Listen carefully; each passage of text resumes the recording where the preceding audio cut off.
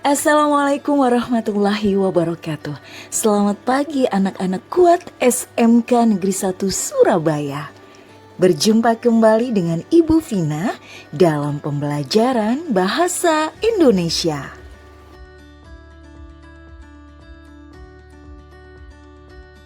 Kali ini kita akan belajar materi Bahasa Indonesia kelas 11 semester genap. Menulis puisi yang menginspirasikan adanya kesempatan untuk semua.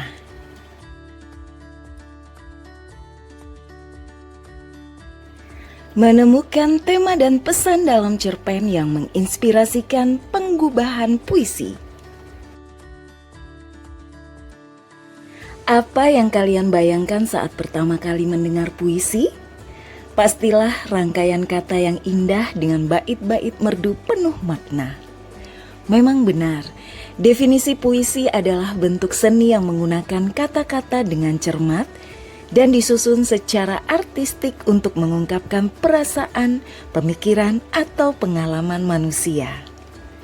Puisi dapat mengambil berbagai bentuk seperti puisi naratif yang bercerita, puisi lirik yang mengungkapkan perasaan dan refleksi pribadi, atau puisi bebas yang tidak terikat oleh aturan struktural tertentu.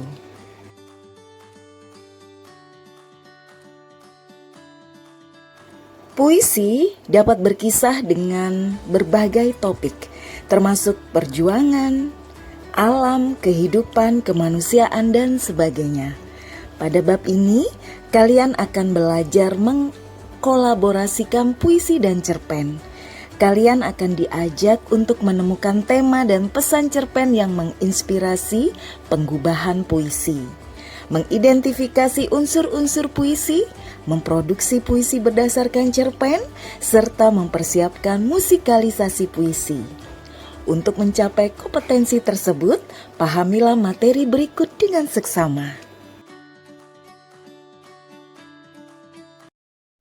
Pernahkah kalian berimajinasi dengan puisi?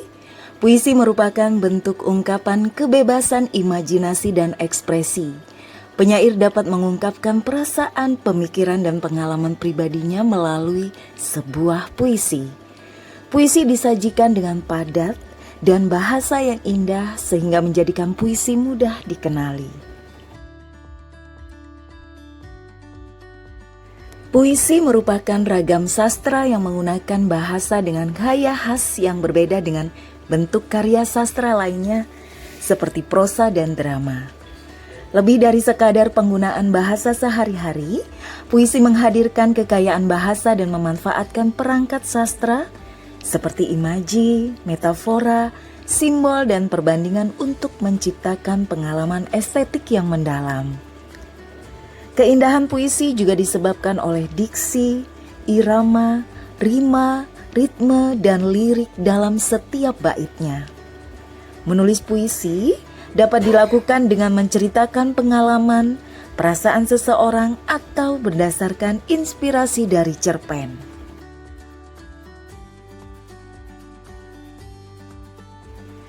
Cerpen merupakan salah satu jenis prosa naratif fiktif. Disebut fiktif karena hampir semua cerpen menceritakan kisah yang tidak terjadi di dunia nyata. Berbeda dengan novel, cerita pendek biasanya berfokus pada satu aspek cerita, sehingga nantinya hanya masalah penting saja yang disorot serta dijabarkan. Cerita pendek memiliki panjang kurang dari 10.000 kata. Dalam rentang cerita itu, cerpen memiliki penokohan yang sederhana. Pembaca bisa dengan mudah mengidentifikasi alur cerita karena kesederhanaannya. Menulis puisi berdasarkan cerpen harus memahami tema dan pesan cerpen. Tema dan pesan merupakan unsur yang ada pada setiap karya sastra. Untuk mengetahui tema dan pesan cerpen, kalian harus membaca isinya dengan cermat. Tema cerpen adalah ide atau pokok masalah yang mendasari cerita. Tema ada yang secara jelas dikemukakan, ada yang secara samar-samar, dan ada yang secara implisit atau tersirat. Setiap karya sastra seperti cerpen pasti mempunyai tema, karena pada dasarnya tema merupakan gagasan utama cerita. Pesan memiliki arti perintah, nasihat, permintaan, atau amanat yang disampaikan lewat orang lain. Dengan kata lain, pesan merupakan amanat yang ingin disampaikan pengarang kepada pembaca melalui cerita yang dibuatnya. Pesan dalam cerita dapat disampaikan secara tersirat atau tersurat. Secara tersirat artinya tidak langsung, dapat disampaikan melalui perkembangan tokoh, sedangkan pesan yang tersurat ditunjukkan secara langsung, misalnya lewat percakapan antar tokoh. Melalui cerita, sikap, dan tingkah laku tokoh-tokoh dalam karya, pembaca diharapkan dapat mengambil hikmah, pelajaran, dan pesan-pesan moral yang disampaikan atau diamanatkan untuk diterapkan dalam kehidupan sehari-hari. Mengenal unsur-unsur puisi. Puisi merupakan salah satu bentuk karya sastra yang paling tua menurut sejarahnya. Bahasa digunakan sebagai media untuk menyampaikan gagasan yang disusun sedemikian rupa menjadi sebuah puisi. Puisi kental akan penggunaan kata-kata indah yang menjadikan puisi memiliki daya tarik dan nilai keindahan.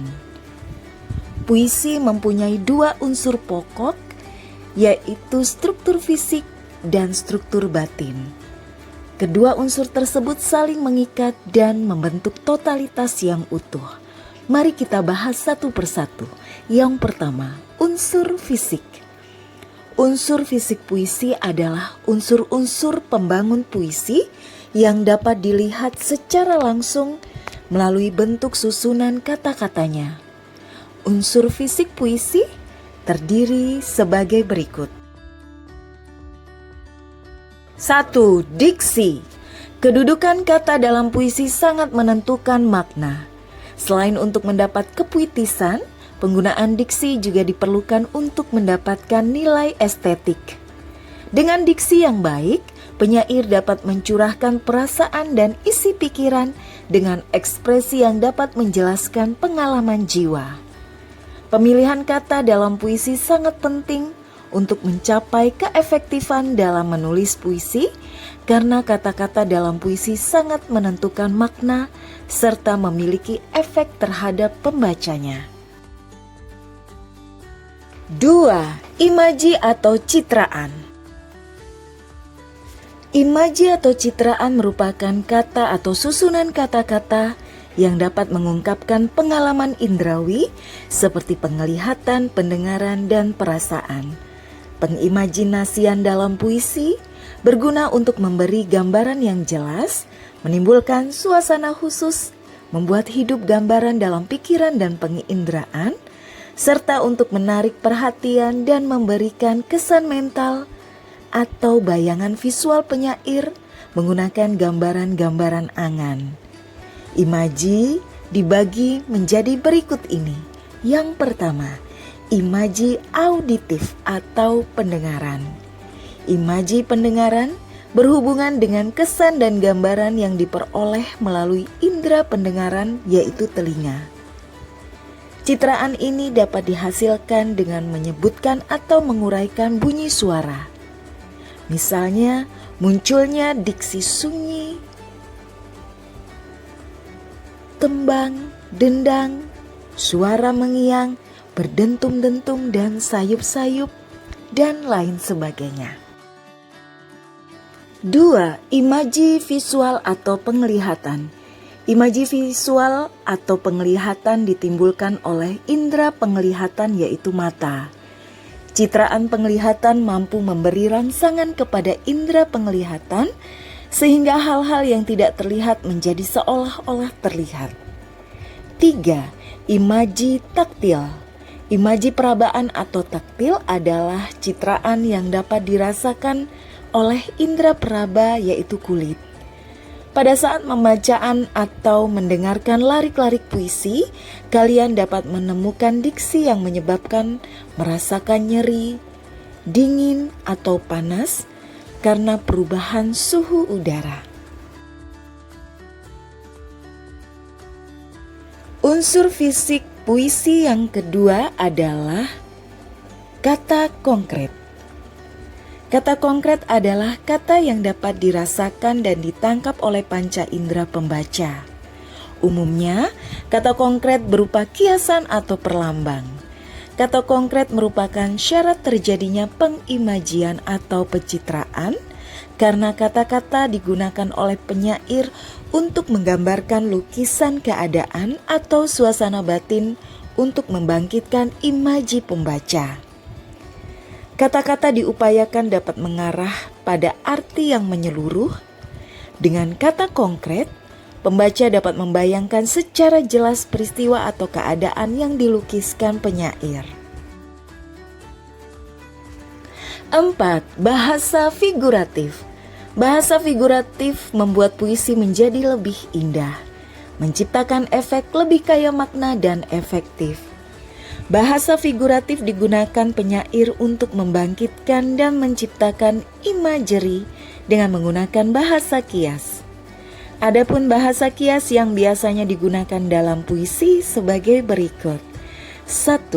Perbandingan atau perumpamaan atau simile, yaitu kiasan yang menyamakan atau membandingkan antar hal menggunakan kata-kata pembanding. 2. Metafora, yaitu bahasa kiasan seperti membandingkan tetapi tidak menggunakan kata-kata pembanding. 3. Personifikasi, yaitu bahasa kiasan yang menyamakan benda mati dengan manusia. Benda mati seakan-akan bisa melakukan hal-hal sebagaimana yang dilakukan manusia. 4. Hiperbol, yaitu bahasa kiasan yang melebih-lebihkan dengan tujuan mendapatkan perhatian lebih dari pembaca. 5. Metonimia, yaitu kiasan pengganti nama berupa penggunaan atribut yang sangat dekat hubungannya dengan objek untuk menggantikan objek tersebut. 6. Sinekdok, yaitu bahasa kiasan yang digunakan untuk mewakili hal lain di luar arti kata yang diungkapkan. Sinekdok ada 2 macam, yaitu sinekdok pars pro toto, menyatakan sebagian untuk keseluruhan, dan sinekdok totem pro parte, menyatakan keseluruhan untuk sebagian. 7. Allegori, yaitu bahasa kiasan yang menyatakan hal menggunakan penggambaran yang dikemas dalam bentuk uraian yang lebih kompleks. Selanjutnya, unsur fisik yang kelima adalah tipografi. Tipografi merupakan bentuk atau perwajahan puisi yang sengaja ditonjolkan guna memberikan efek keindahan pada puisi tersebut. Tipografi berfungsi sebagai cara untuk memudahkan pembaca dalam memahami puisi. Tipografi ditonjolkan pada puisi kontemporer. Bentuk puisi ada bermacam-macam. Adapun yang biasa dilihat adalah bentuk zigzag, penggambaran suatu bentuk, rata kanan dan rata kiri. Selanjutnya kita masuk kepada unsur batin puisi. Unsur batin puisi adalah unsur pembangun yang tidak tampak langsung dalam susunan kata. Unsur batin puisi sebagai sarana untuk menyampaikan pesan dan perasaan dari penyair kepada pembaca. Berikut adalah unsur batin puisi. Yang pertama, tema. Tema adalah pokok persoalan yang disampaikan pengarang dalam puisinya. Tema sebuah puisi dapat disampaikan secara langsung maupun tidak langsung. Makna puisi dapat ditemukan setelah membaca dan menafsirkannya. Media puisi adalah bahasa. Tataran bahasa adalah hubungan tanda dengan makna. Makna puisi harus bermakna, baik makna tiap kata, baris, bait maupun makna keseluruhan. 2. Perasaan. Rasa atau feeling yaitu sikap penyair terhadap pokok permasalahan dalam puisinya. Pengungkapan tema dan rasa erat kaitannya dengan latar belakang sosial dan psikologi penyair. Misalnya latar belakang pendidikan, agama, jenis kelamin, kelas sosial, kedudukan dalam masyarakat, usia, pengalaman sosiologis dan psikologis, serta pengetahuan. 3. Nada dan suasana.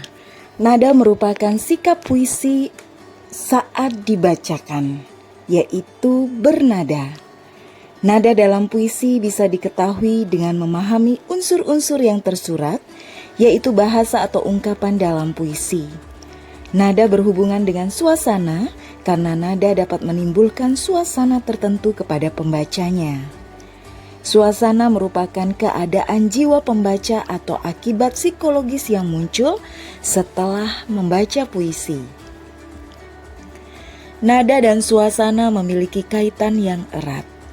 Puisi dengan nada kesedihan dapat membuat pembaca merasa iba. Adapun nada yang mengandung kritikan membuat suasana hati pembaca merasa ingin berontak. 4. Amanat. Amanat adalah maksud, tujuan, atau pesan yang hendak disampaikan penyair melalui puisinya. Meskipun penyair tidak secara khusus dan sengaja mencantumkan amanat di dalam puisinya, amanat tersirat di balik kata, juga di balik tema yang diungkapkan penyair. Menulis puisi berdasarkan cerpen.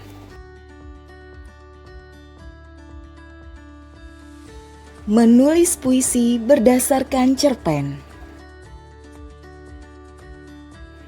Menulis puisi berdasarkan cerpen dapat diartikan mengubah bentuk penyajian prosa menjadi bait. Ketika menulis puisi berdasarkan cerpen, yang menjadi gagasan adalah tema dan pesan cerpen. Berikut langkah-langkah menulis puisi berdasarkan cerpen.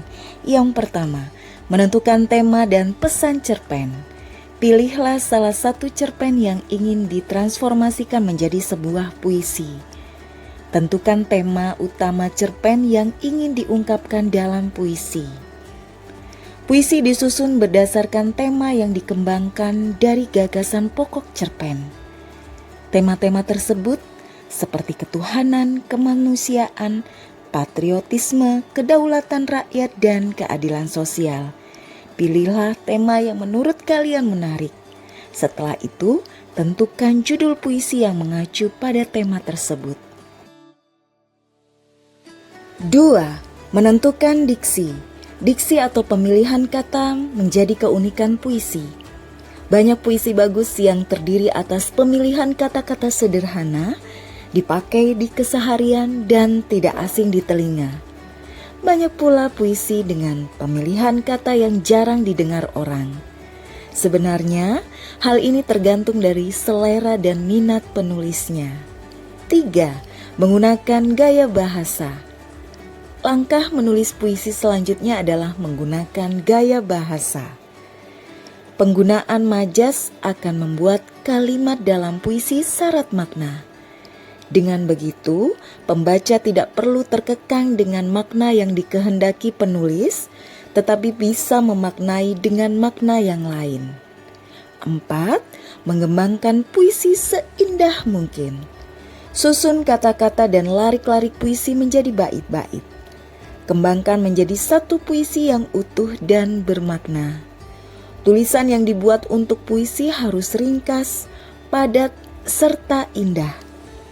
Pilihlah kata yang mewakili unsur keindahan dan makna yang padat. Ingatlah 3 hal yang berkaitan dengan kata dan larik dalam menulis puisi, yaitu kata adalah satuan rangkaian bunyi yang ritmis, indah atau merdu. Makna kata bisa menimbulkan banyak tafsir dan mengandung imajinasi mendalam tentang hal yang dibicarakan. Mempersiapkan musikalisasi puisi. Musikalisasi puisi bertujuan untuk membuat pembacaan puisi jauh lebih menarik serta ekspresif. Puisi dibawakan dengan cara dinyanyikan atau diberi iringan musik yang sesuai. Setelah menafsirkan isi puisi, pembawa puisi bisa menentukan irama atau iringan musiknya. Hal ini juga termasuk penentuan alat musik dan tempo dalam membawakan puisinya. Semua puisi sebenarnya bisa dimusikalisasi, sebab puisi pada dasarnya adalah ungkapan jiwa yang berbentuk kata-kata atau rangkaian kalimat, seperti halnya lirik lagu. Untuk musikalisasi puisi, seseorang perlu memilih lagu atau mencipta lagu yang sesuai. Dengan melakukan musikalisasi puisi, puisi juga bisa menjadi sarana untuk berkomunikasi, terutama dengan penghayatan yang tepat. Musikalisasi dibedakan menjadi 3 menurut bentuk penyajiannya, yaitu musikalisasi awal, terapan, dan campuran. Mari kita bahas satu persatu. Musikalisasi awal.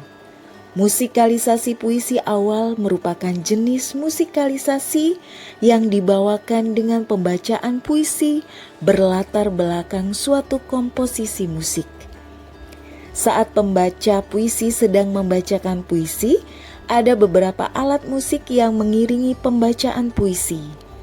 Beberapa contoh alat musik yang bisa digunakan seperti gitar, piano, dan biola. 2. Musikalisasi terapan. Musikalisasi terapan yaitu mengubah puisi menjadi lagu dan dinyanyikan dengan iringan musik. Artinya, puisi dibawakan dalam bentuk lagu yang akan dinyanyikan bersama alat musik lainnya. 3. Musikalisasi campuran. Musikalisasi campuran yaitu penggabungan dari musikalisasi puisi dan terapan. Dalam pertunjukan musikalisasi puisi campuran, puisi akan dibawakan dengan cara dibacakan ataupun dinyanyikan.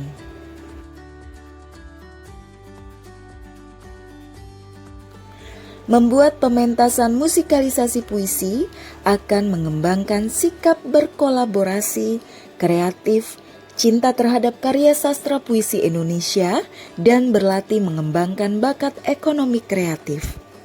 Setiap individu diharapkan berperan aktif dalam pekerjaan besar ketika mempersiapkan proyek pentas musikalisasi puisi.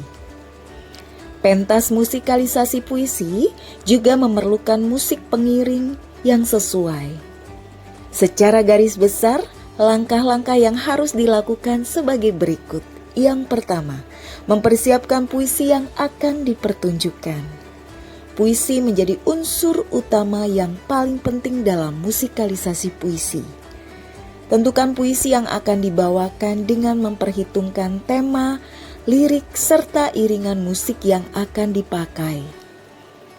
Pemilihan puisi yang tepat akan membantu proses musikalisasi puisi. Setelah memilih puisi, pahamilah makna puisi dengan memperhatikan pengimajian dari pilihan kata serta meresapi nada dan suasana yang ingin dibangun. 2. Menentukan jenis alat musik. Tentukan jenis alat musik yang akan digunakan untuk mengiringi musikalisasi puisi. Pilihlah alat musik yang mahir dimainkan. Meskipun sederhana, hasilnya memuaskan. Jenis alat musik juga disesuaikan aransemen yang akan dibuat. Pilih alat musik bernada lembut seperti gitar, piano, organ, seruling, atau harmonika. 3. Menentukan irama. Irama merupakan salah satu unsur penting dalam membuat lagu. Memilih nada yang akan mengiringi puisi dipengaruhi oleh pemahaman akan ekspresi yang tepat dari puisi yang dituliskan. Dengan memahami tema dan pesan yang disampaikan, penulis akan memudahkan dalam menentukan nada pada puisi. Jika lagu yang dibuat tidak memiliki irama yang bagus, bisa dipastikan lagu juga tidak akan bagus. Irama sangat mempengaruhi untuk hasil dari lagu tersebut. 4. Mempersiapkan kostum dan efek suara. Kostum dan efek suara juga perlu dipersiapkan sebelum menampilkan musikalisasi puisi. Tentukan kostum yang akan dikenakan pada saat pementasan. Pilihlah kostum yang sesuai dan sopan serta tidak mencolok. Dalam persiapan efek suara, periksalah mikrofon yang akan digunakan sesuai kebutuhan. 5. Mementaskan musikalisasi puisi. Apabila seluruhnya sudah siap, musikalisasi puisi siap ditampilkan. Dalam menampilkan musikalisasi, unsur paling penting yang harus diperhatikan adalah kejelasan vokal dan penghayatan atau ekspresi ketika menyanyikan puisi tersebut, serta yang diutamakan tetap isi bait-bait puisi. Ekspresi yang tepat dapat menunjang penyajian dan penyampaian makna puisi kepada penonton. Musik pendukung juga harus senada dengan isi puisinya.